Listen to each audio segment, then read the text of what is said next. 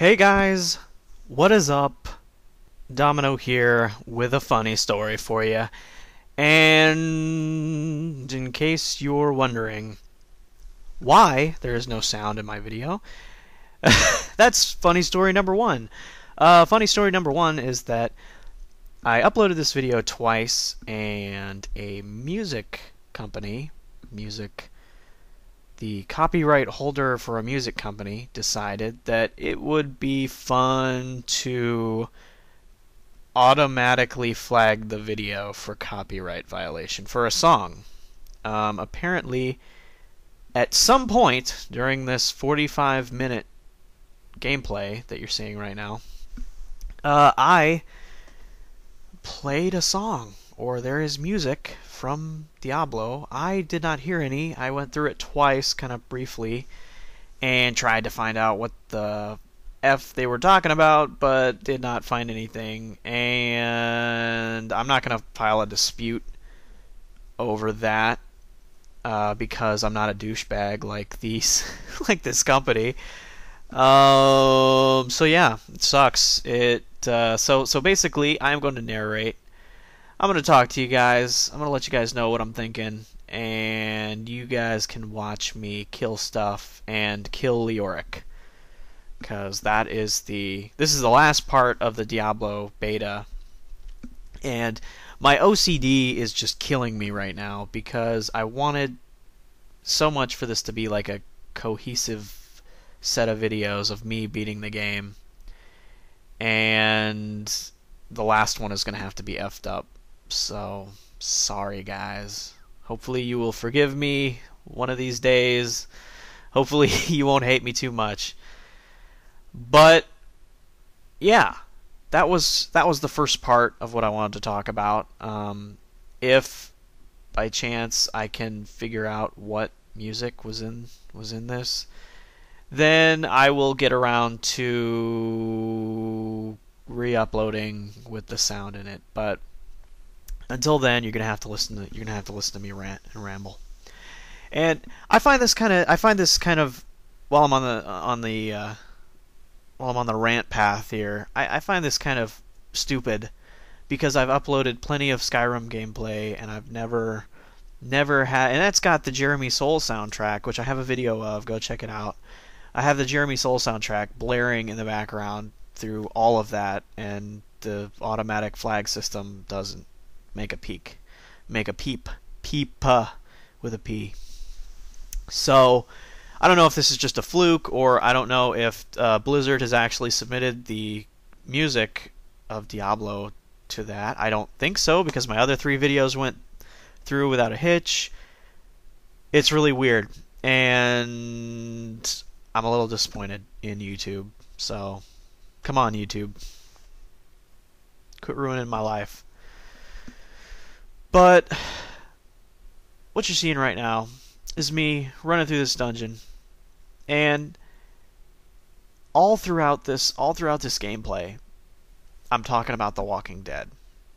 And I realize it's funny talking about it because it happened yesterday, but here I kind of talked about Walking Dead, and then I let out kind of a girlish shriek as this happened because I got boxed in a couple times and had to kill all these giant thorn elementals, which remind me very much of the the walking trees in Diablo 2.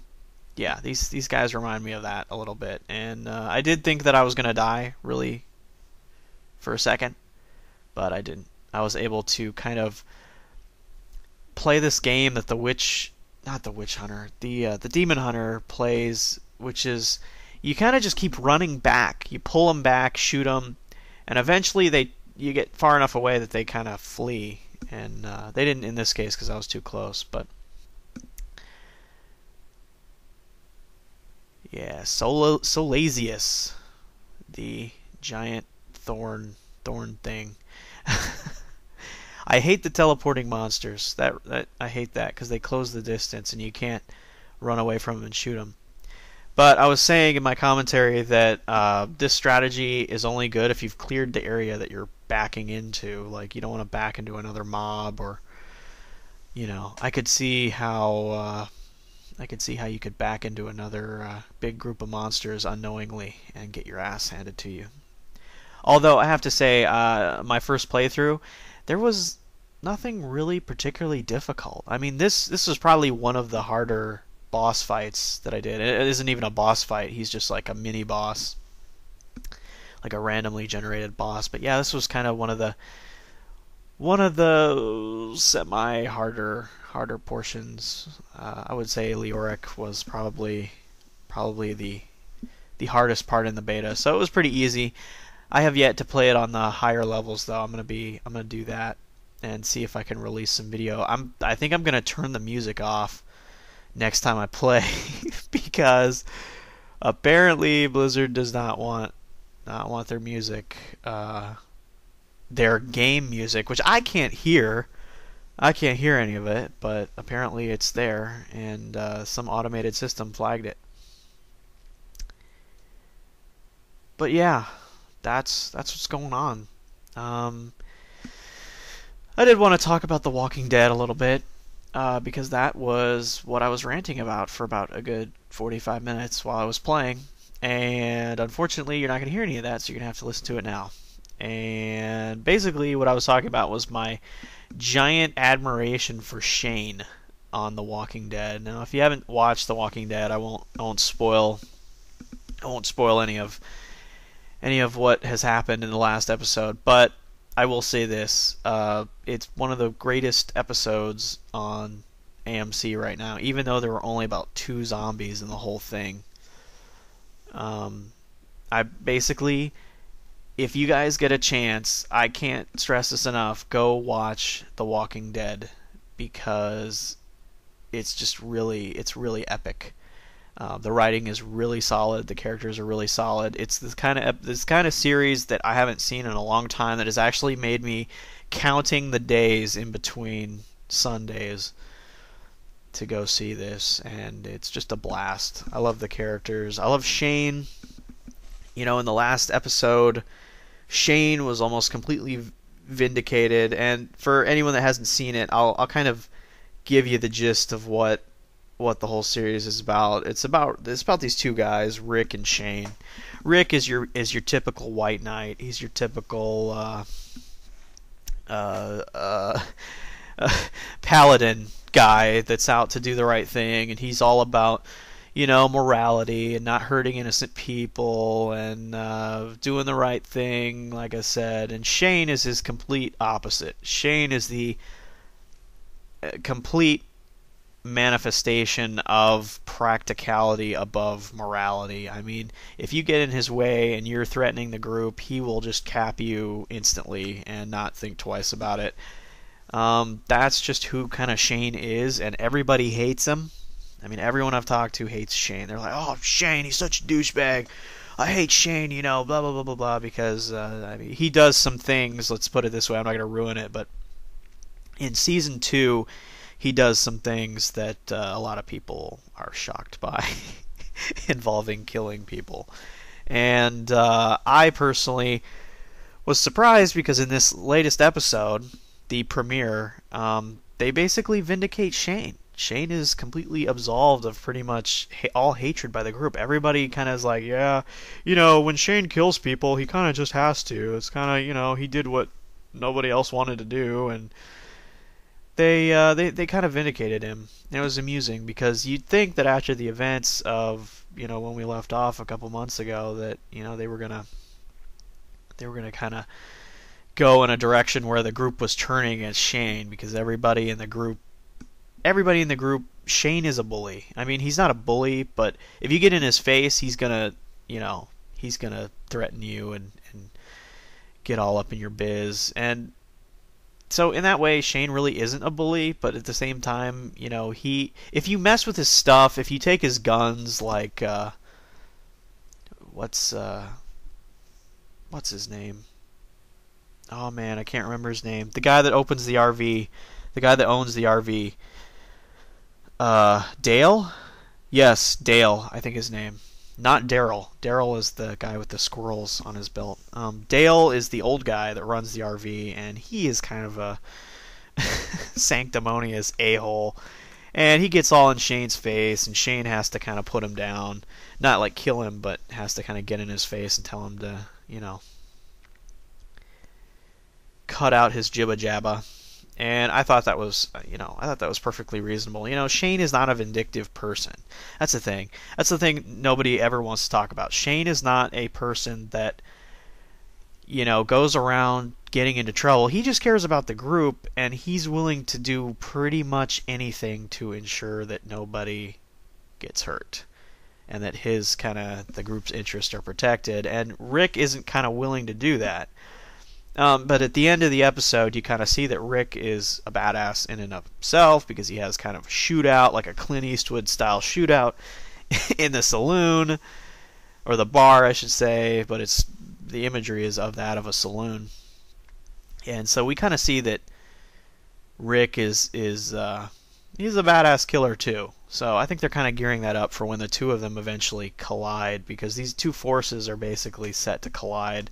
And I don't know how they're going to do it, but it's going to happen. And when it does, I have a feeling one of them is not going to make it out alive. So I'm not gonna spoil it, but I have a feeling that's where the season is going. But while I'm on the subject of ranting about stuff that you guys probably don't care about, Steam screwed me over today. Steam took away my copy of Dead Island because, like a cheapskate, I bought it off of eBay from a Russian guy, which apparently is not A-OK in Steam land. Yeah. So it took them about I don't know how many months, but yeah, I had the game for a couple months, but I just now got a message in my inbox going, "Oh, this is an unauthorized Steam key, and you weren't allowed to use this, and blah blah blah blah blah. We're taking it away." And they're like, "Contact the seller and try and get your money back." I'm like, I paid like what, $6 for it? I'm not gonna go back to this Russian guy and try and get my money back. That's ridiculous. But yeah, I'm a little disappointed because I did want to do some Dead Island gameplay. Although, to be honest, I have not played a whole lot of Dead Island. It's one of those games where my expectations were just way too high, and I got let down. I got let down by the whole series, and I wish that it weren't the case, but the game is just kind of hollow. And it's hollow in the sense that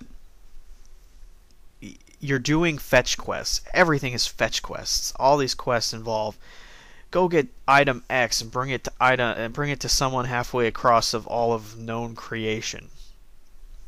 And you do that until you're like level 60. And after a while you're just like, clawing at your eyes and your brain because it's on fire from all the repetition, and it's just after I beat it the first time, I just was not too thrilled. But I love the visual style, okay? I love the visual style of Dead Island. In terms of zombies, and I am a huge zombie fanatic. I'm going to tell you this, guys, right now. I am a huge zombie fanatic. Anything zombies, I can get behind. If they make a series about zombies or a game about zombies, chances are I've played it. And Dead Island is probably one of the ones where I thought the graphics and the visual style and everything were really, really good. Unfortunately, it was not a very polished game. It was not very what am I looking to say? It was not very coherent. The story was not very coherent. There's a lot of stuff going on, and towards the end of the story, it kind of turns into a Resident Evil thing with an epic boss fight, which just is really awkward and stupid. And yeah, I don't know. Like there are two types of games in this world, and this is a rant. This is a rant and this is a kind of philosophy that I have about storylines of games. If you can remember the storyline of the game and all of its details, then that is the mark of a good storyline, okay? Diablo 2, I could pretty much tell you the entire storyline of Diablo 2 you know, all that happened, all the quests that I did, where I went from Loot Ghislaine to Kuras to the Angelic Citadel to the Barbarian Camp. All those events were memorable because the storyline was told in a coherent, linear fashion. Okay, with Dead Island, none of that is really the case. After a while, you're doing so many side quests and fetch quests that you don't even understand what the hell is going on. I mean, you're sitting back doing these quests, and you're not quite sure. You're never quite sure what the main quest is because there are a whole bunch of storylines and a mad scientist, and I think eventually you go and you're talking to these natives like in a cave, and they're doing cannibal stuff. Whatever. It's just, to me, it's story by committee. They made this game, and it's clear that they got a committee together and were like, okay, what elements do you want in this zombie game? And everybody threw out their ideas, and they just mashed all that stuff together and into a giant ball of failure. And they made that the storyline, and the result is a story that doesn't feel coherent, doesn't feel like, it's not something memorable. It's not memorable at all. And that's what I really hope for Diablo 3 here, when I'm watching this footage. I really hope that the storyline is not so convoluted and stupid, and I hope that they don't try to make it smarter than it really is. I really hope that they keep it down to that Diablo style that we're all used to. And I hope that they really go in a direction where Diablo is not becoming something that it's not. It's not trying to be something that it isn't. Diablo needs to be about telling a very simple but compelling story, but also whacking things on the head and blowing them up, which really is the case. And what I also should say is that I really hope that Diablo 3 has a steady stream of content, and I hope that not all of it is paid. I hope that Diablo 3, they reward some of the players with some free content. Guild Wars has a similar pay system, and I'm a huge Guild Wars fan too. But basically, you buy the game, you get your content, and then they release little mini patches and little content upgrades. But then for your next chapter, you have to buy it if you want. And I like that because it lets you make an investment in the game that you feel comfortable with. Okay. If Diablo 3 turns out to suck, you're not stuck on the line for monthly payments. You're not stuck on the line for anything that you didn't want. Okay, you bought Diablo 3, you're going to get that.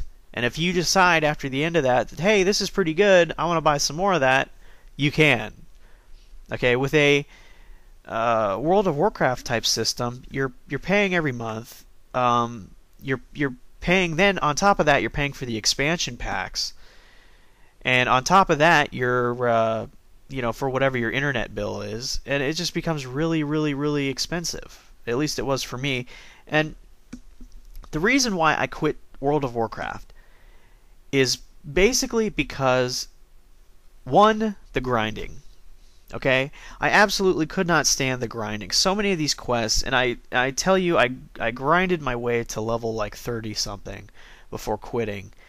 And I just could not stand the grinding. It's just too much, Every other quest is like, go get me 20 bug eyes, or go kill 10 bandits, or go collect 5 fingers. It's all just all this crap, and I can see people that get really into that. They love the numbers. They love to watch the numbers go up, and they love to do the same thing over and over again. I'm not that way. I'm not really that way at all. And I got kind of bored of that, and I didn't think that the quests were very compelling. But the second reason why I quit World of Warcraft, probably the biggest reason, was just the monthly fees. I hated buying gift cards to play the game because I didn't want to give them my credit card because I knew that I'd forget about it, and I knew that they would just keep charging me. So I wanted to buy my time in prepaid cards, so that I basically knew what I was buying, and at the end of that, I could be reminded to buy more if I felt like it. So I did that, and it's a pain in the ass because, you got to go to GameStop and buy the cards, or you got to get them off eBay. I think I got a lot off eBay because they were a little bit cheaper. But yeah, I did not like that because I felt like I was paying to play a game. I didn't feel like I was having fun. I felt like I was paying to have fun, and I had already paid for the game, and it felt like I was being nickeled and dimed all throughout, and it felt like, you know, you feel like you have to play a whole lot to get your money's worth, and then it just feeds into a kind of a cycle where you're playing because you're paying, and then you're paying more because you're playing more, and you're just doing this over and over and over again. And eventually I just got really bored of it. I don't like the World of Warcraft community. I found it impossible to get into a good pickup group at all when I played that game. And I'm not even kidding. I wish that I were kidding with you guys, and I know you guys aren't going to believe me, but every time I'd roll into a town and need help with a quest or something, I'd post in the general chat, and I'd say, hey, does anybody want to do this? Anybody want to do that? Never ever got a response in the probably multiple years that I played. Never ever did anyone want to help me. Maybe once or twice in the starter area, I had a couple people. I grouped up with them for a while, but after we did a couple quests, they left. That was it. Once I left the starter zone, nobody wants to help. People are playing this game solo.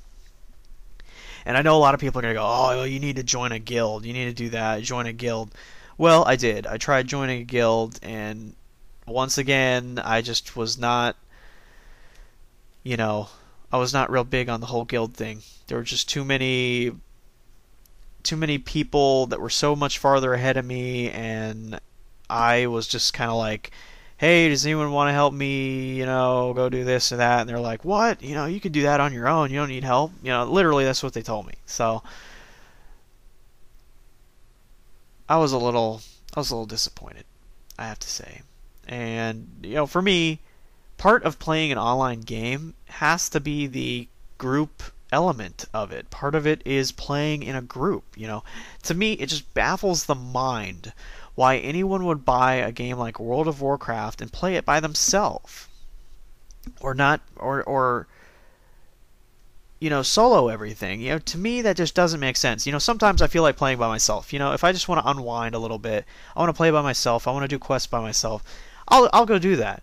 But to play the entire game front to back, to level all the way up to 80, the level cap in WoW is 80 now, by yourself, and I know people that have done this. I know people that do this all the time, and it just baffles my mind, because to me it's like, if you're gonna play this game single player, why not get an awesome game like Skyrim and play it single player? That's a game specifically designed for single player. The depth of Skyrim is more than World of Warcraft ever will be.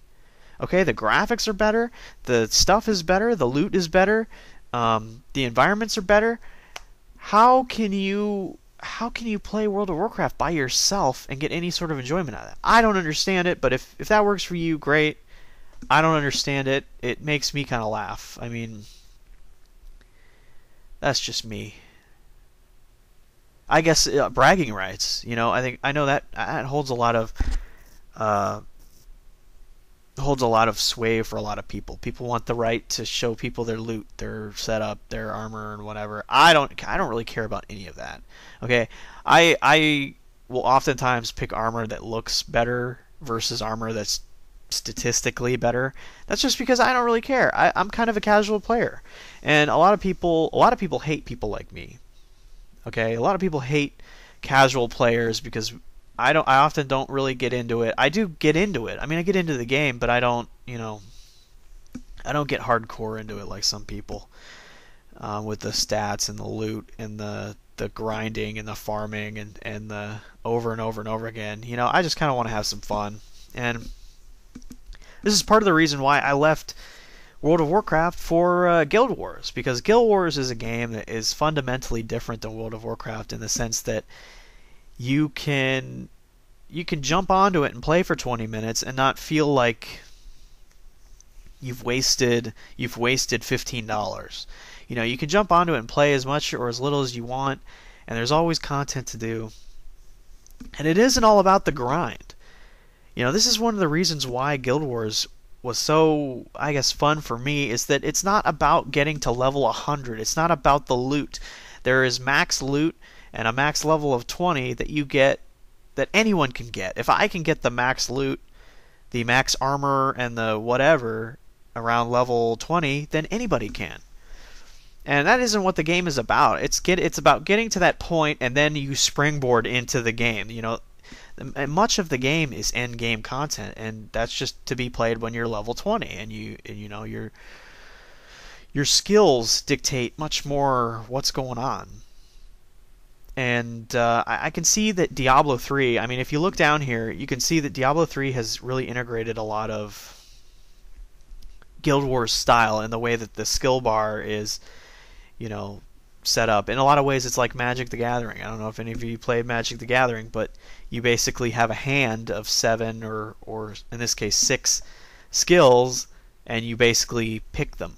You pick what you want to use, and then that's it. You go back to town and you can change it, but once you're in a dungeon, your skills are what your skills are. You don't have access to all your skills at all times, and that way it makes you kind of prepare a little bit and kind of focus on being as well-rounded as possible. Or if you have the luxury of knowing what you're going into, you can prepare for something. Like if you know you're going to go in and they're going to be using a whole lot of magic and stuff, you can set your skill bar with a bunch of anti-magic or anti-whatever, and you'll be fine.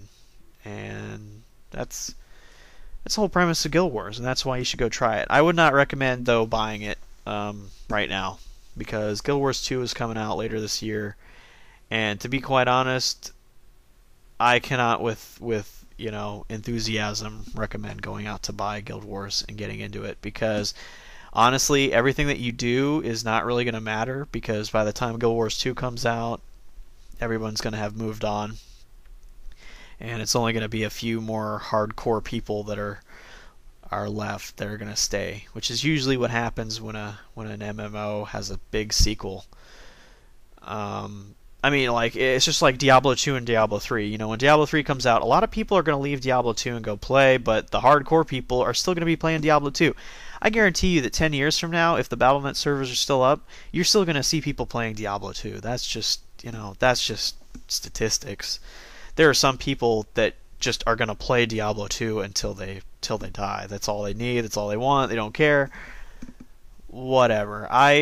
I think that Diablo 3 is going to be a lot more fun, simply for the fact that they can add content to it very easily in the form of expansions, and they've gotten pretty seasoned with the whole World of Warcraft system of releasing content. I just hope they don't, nickel and dime people to get their enjoyment out of this game, because I'm telling you, they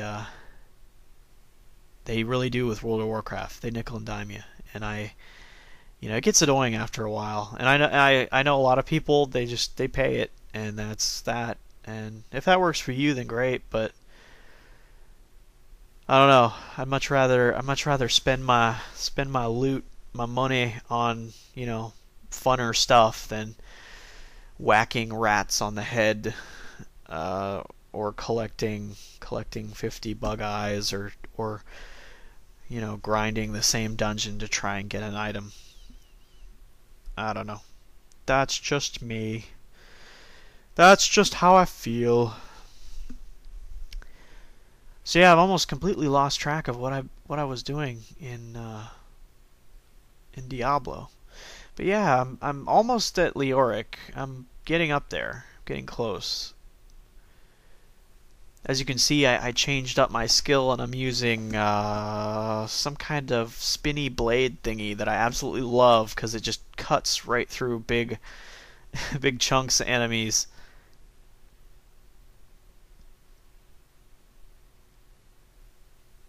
Now I gotta say, this is another thing I mentioned in the video. The physics are just freaking awesome. When you blast through places, bricks are flying, debris is flying, bodies are moving around. Oh, excuse me. bodies are moving around, and it's really a nice effect. And you'd think that it would bring your system to a crawl, but my system's able to handle it pretty okay. I guess I'm not used to it, to be honest. I'm running an Alienware M17X, which I replaced my smaller laptop with, much cheaper laptop, my M11X, and I'm probably going to end up selling it, even though I really don't want to. It's an amazing portable computer, but just never had the oomph to do physics like this. I mean, if you guys see what's going on, we've got bodies and debris and all this crap all over the place. You know, my M11X would be brought to a crawl if I enabled physics or any of that crap in the games. So it's nice to finally have a system that can play these games. In a lot of ways, I've only ever had kind of underdog systems. My first laptop was actually an Alienware M9700, which had an AMD 64. I want to say Turion. I don't know what kind of processor it was. It was a 2.2 gigahertz, I think. No, it was a 1.8. Yeah, I cheaped out and I got the 1.8 gigahertz single core AMD 64 system with a 1920 by 1200 screen. So you can imagine how that worked out. I was playing games at basically low.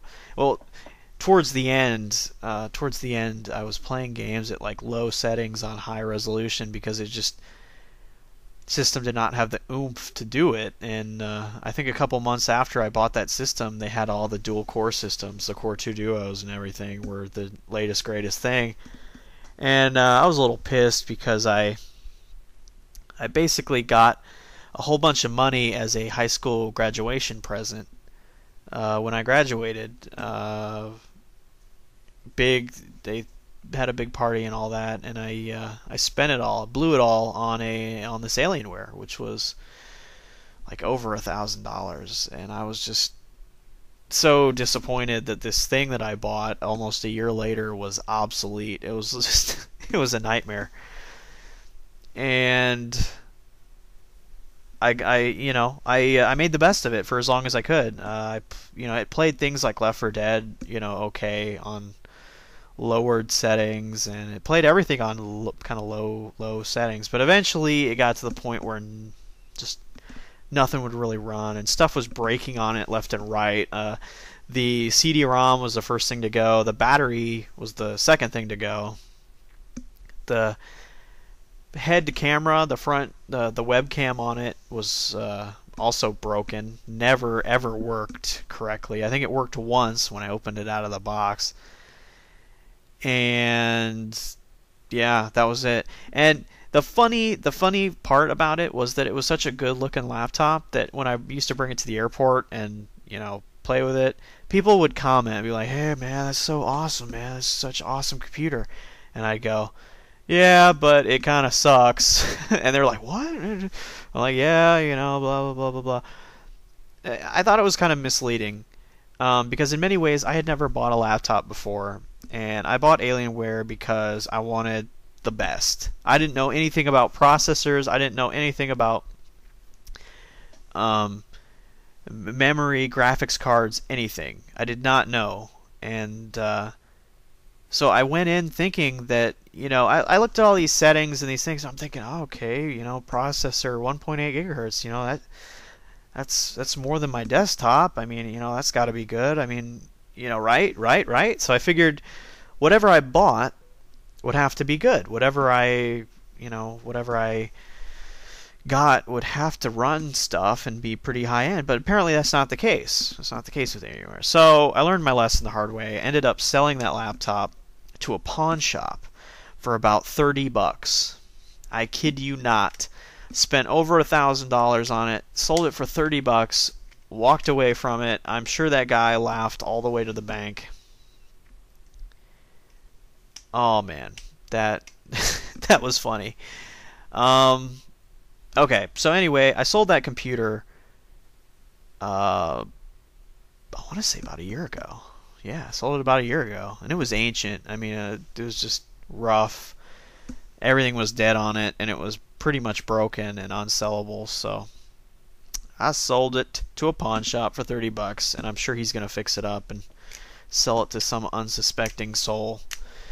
But then about a year ago, at the same time, I bought an M11X for about, I want to say about $600, maybe a little bit more with tax. And this was I needed a computer to kind of get me by until I had the money to get another laptop, like a serious gaming rig. So I bought this thing and I played around with it. It was the M11X, and I really, really loved the form factor. I loved the fact that it was, 11.1 inches, or I think it was 11.1 inches, something like that. It's a small thing. It's a tiny laptop. But of course, like every other purchase that I made, I quickly realized that this thing has a whole other slew of issues. It was faster than any laptop I had ever owned. I mean, compared to my giant laptop, this thing was just blazing fast. And it played pretty much every game I had. It played Skyrim, it played everything. I did get a frequent stuttering while I played stuff, especially higher end games, and it was just a nightmare to keep this thing from overheating. That was the biggest problem I had with the M11X, is just it overheated, and when it did, it would shut down or your performance would drop to nothing. And it just felt like a junker car. You're always pulling some trick to get it to do what you wanted to do, and I just got really, really tired of dealing with it. Even though I love the form factor and I love the laptop so much, it's great to just pull out, when you're on the road or traveling or whatever. It's really awesome, and it does web browsing and it does all the games and everything. But ultimately, I was like, this is kind of not working for me. And I wanted to do some, other intensive stuff like video rendering and whatnot. And so I ended up getting the M17X R3 with a quad-core Intel Core Quad 2.4 gigahertz. And so far, I'm absolutely blown away with this thing. It's just really awesome. I haven't had any overheating problems. I haven't had any throttling problems. I haven't had anything go wrong with it. I just I'm sort of apprehensive because I'm waiting for something horrible to go wrong, because I know that that's usually the case. But yeah, I'm having a blast with it. I highly recommend it if you can. I also like the fact that it's got a bigger screen, which really helps for me, because playing games on a tiny screen kind of sucks. Especially games like Diablo.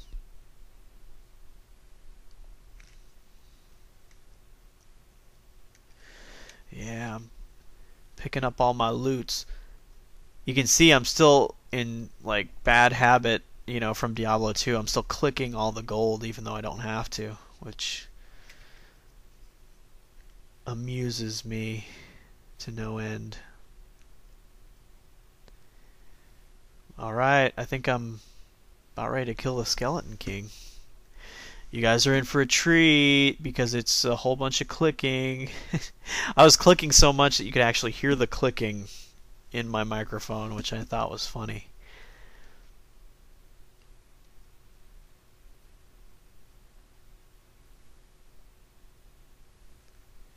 I hope when they release the actual full game, I hope that they kind of tweak up this quest line a little bit for all the people that played the beta, because it would suck to have to do this over again and not, and feel like you've already done part of the game, because I guess it's been effectively spoiled.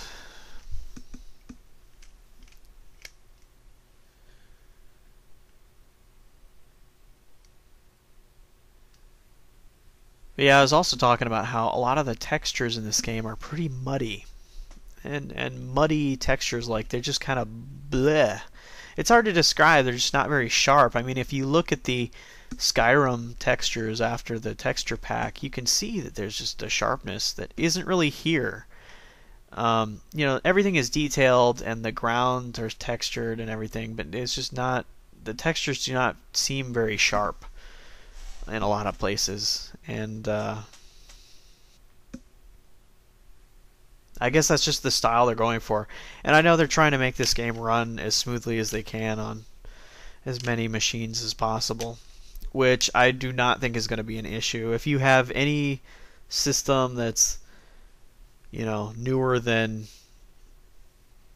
Core 2 Duo, I think, even with a Core 2 Duo, you could probably run this. The graphics are not very intensive at all, but they still look decent. They've done a lot with what they had to deal with. Now, see, this part sucked because they kept spawning skeletons around me, so I had to kind of deal with them. And then he's teleporting in and trying to hit me. You know, they've made this game much more location-based. I mean, you can tell when he's about to swing, and you can tell when he's about to do skills and stuff, so it gives you kind of a chance to dodge out of the way and whatnot. I didn't get the dodge skill, but if I had that, I'd be dodging around like a mofo. See, he's got like his skeletons using shields or whatever to protect him. Oh, they're big on the teleporting stuff. It's clear that the teleporting monsters are going to be back, which is funny.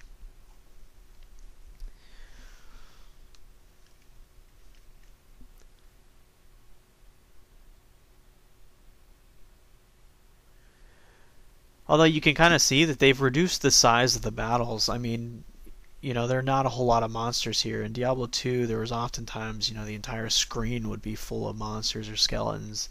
It's clear now that they're focusing more on monsters in waves and monsters in less numbers, but a little more powerful. I don't know, to kind of work within the limitations of it being a 3D game. Which you kind of have to do, because after a while, you know, all these 3D models start to slow down your frame rate. I mean, you put enough 3D models in anywhere, and your computer's gonna have issues.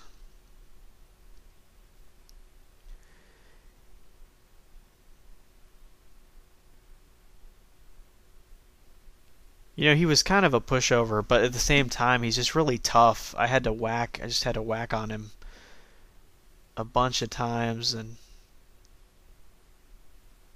get his health down.